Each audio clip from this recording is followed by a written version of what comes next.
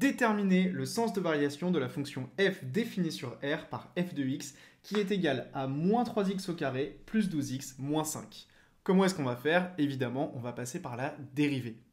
Avant de dériver, il faut vérifier que la fonction est dérivable. Donc ici, on sait qu'on a un polynôme du second degré, donc on sait qu'elle est dérivable, mais il ne faut pas oublier de l'écrire. On ne peut pas dériver une fonction sans avoir dit si elle est dérivable ou non, puisque si elle ne l'est pas, on peut tout simplement pas calculer la dérivée.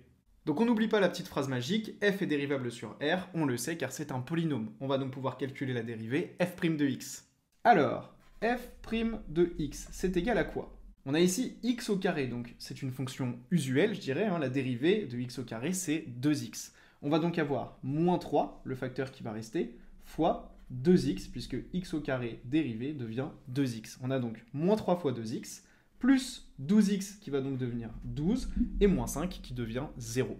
On a donc la dérivée f' de x qui est égale à moins 6x plus 12, tout simplement. Pour pouvoir faire le tableau de variation, la première étape, c'est de déterminer le signe de la dérivée. Donc on va d'abord déterminer le signe de la dérivée, ce qui ne va pas être très compliqué, pour ensuite en déduire les variations de notre fonction f. Donc première question, quand est-ce que la dérivée est égale à 0? Eh bien, il n'y a qu'à faire le calcul. Moins 6x plus 12 égale 0. Ça revient à dire quoi? Ça revient à dire que moins 6x est égal, le plus 12, je le fais passer de l'autre côté, donc à moins 12.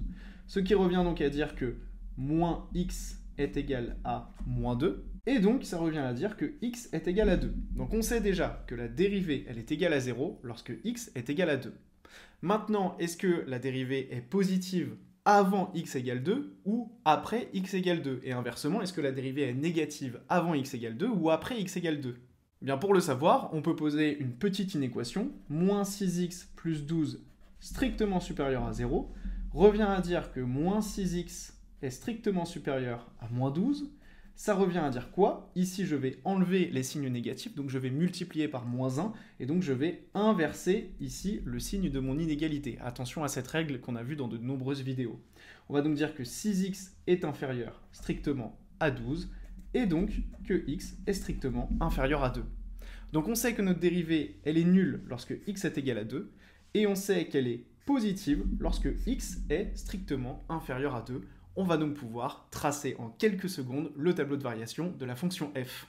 En effet, à partir de là, c'est vraiment très simple. Je vais réaliser un tableau comme ceci, avec ici x, ici le signe de f' de x, et je vais en déduire du coup les variations de ma fonction f de x.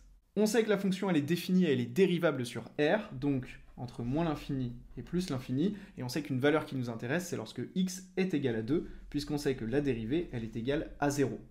À partir de ce moment-là, ça devient très simple. On sait que la dérivée, elle est positive lorsque x est strictement inférieur à 2, donc on sait qu'elle est positive ici et négative ici. Lorsque la dérivée est positive, la fonction, hop, est croissante. Lorsque la dérivée est négative, la fonction est décroissante. Et si je calcule f avec x qui est égal à 2, j'obtiens ici 7. Et j'ai donc ici mon tableau de variation.